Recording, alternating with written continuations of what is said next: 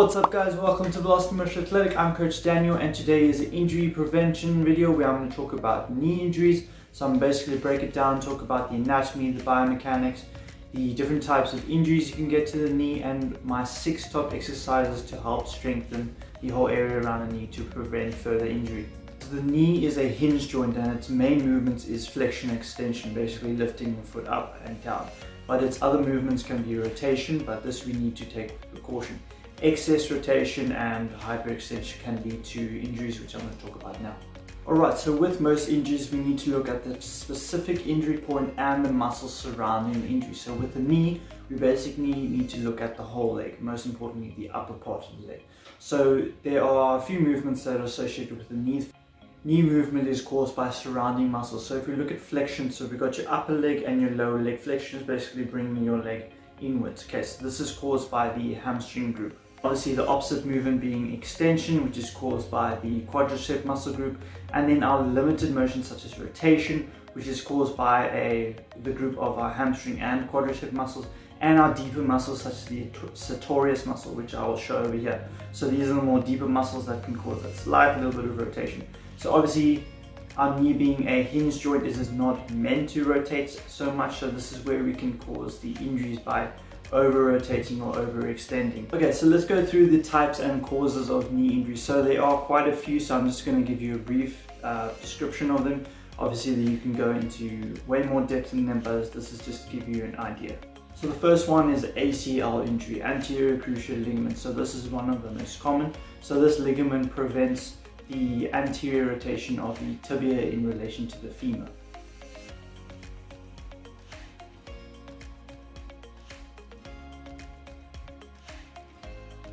This injury is caused by a twisting impact or internal rotation or hyperextension, or more commonly internal rotation, or what we call valgus in the knee. So basically your ankle goes out and your knee goes in. Next one is PCL, posterior cruciate ligament. This is not very common. This is caused by a force to the front part of the knee, so basically the knee collapses backwards.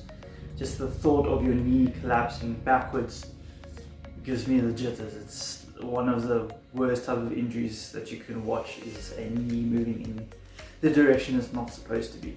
Next one is the MCL, which is the medial. So this ligament on the inside of the knee gets damaged by non-contact or contact valgus. So basically, as I mentioned, your knee goes inwards. A lot of people actually have knee valgus regularly while they walk, so their knees are curving in. So they basically, upper leg, then lower leg looks like that. So this is what we call knee valgus. So basically this can cause your medial ligament to collapse inwards. The next one is a meniscal injury. So the meniscal is a cartilage disc that is basically on top of the tibia. This helps with shock absorption, so we basically have our own set of suspension. Alright, so this is caused by contact sports resulting in lesions and twisting impact. The next one is patellodeformal pain syndrome, also known as jumper's knee. So just as the word says, it is pain to the patella or kneecap as some know. There are many causes to this, such as a rapid increase in training, incorrect running shoes, posture misalignment, too much running uphill and downhill, and then also muscle imbalance and instability, and so much more. Next one is iliotibial band syndrome, also known as ITB. So this is the lateral side of the knee. So the inside of your knee, you have a long ligament band running on the outside of your leg. This is more common in cyclists and runners. This is basically a repetitive movement of knee flexion.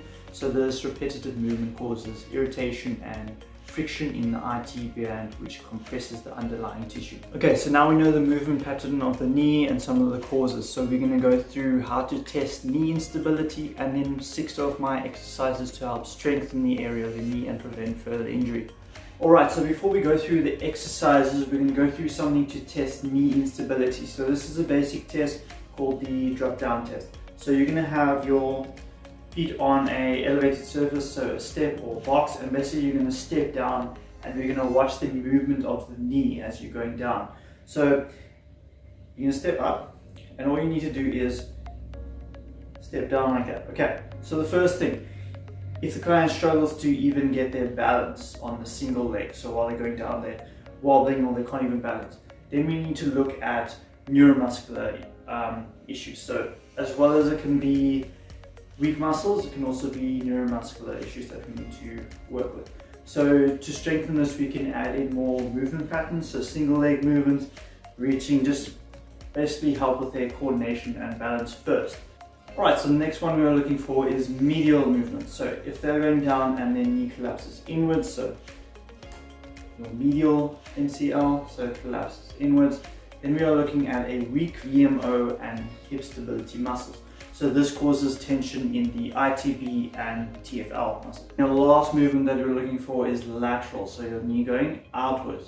Okay, so this is a result of imbalance of your adductor and abductor muscle groups. Okay, so the first one we're going to do, obviously with these movements, we need to work on the movement of the knee, so flexion and extension. So we're going to stay with our elevated platform and we're going to do a single leg squat, but we're not going to do it to the full extent. So it's basically just a knee drop. Alright, so you're going to have a short elevated platform and you're going to drop down with control as low as you can. Obviously, if you are post-surgery or anything like that, you won't be able to go all the way down. So just work to what is comfortable for you. You want to be at about 5 to 6 out of 10 in pain. Okay, so it's not a complete exercise. This is more just a activation and stretching exercise. So you're going to drop down. Make sure your weight is centered. So don't lean forward. Don't lean back too much. You want to keep it centered in line from head, knee, hips to heel. Okay, dropping all the way down. So you're flexing the muscle and you're extending, so we're working on those movements. Okay, so the next one we're going to do is banded knee extension. So we can do this two ways. The first one we're going to do with the band pulling against us. So basically you're going to start with your knee flex, so flexion, and then basically you're going to extend your knee, controlling, obviously the band is pulling you backwards, so you need to control it. You can work with a heavy resistance band or light resistance band, depending how bad the injury is. If you are post-surgery, you want to start light and build your way up. If it's more for injury prevention, you can start a little bit higher. So you're going to be in your flexion and then you need to extend, control, and then you can obviously push against it. Now the second way you can do this is just turn around and now you need to pull against the band. So extend and flexion, extend, flexion. See better? So extend the knee, flexion and extension. So it's providing it a little bit of resistance. Alright, so the next exercise we're going to do a lunge with sideward resistance. So basically I've got the band with resistance to my knee, so the band is going to pull my knee outwards. So we need to fight and pull the knee inward, not obviously too much, so you're going to keep it in a neutral position. So knee and feet in a line pointing forward. So you're going to do your simple lunge, back lunge, step back. Obviously when you're in this position it's very unstable and you're going to be fighting a lot more against the band. So you've got to keep it pointing forward. Okay, normal cues, your chest is up, your knees are 90 degrees and you stand up into a reset position. So step back, fight against the band, drop down and stand up. Okay, you can do this two ways. Obviously you can have the band pulling you inward or outwards, it's up to you. The next one we're going to do is all about single leg movements, stability and balance. Okay, so you can do this in a bunch of different ways. So what we're going to do is you're going to mark out 4 positions.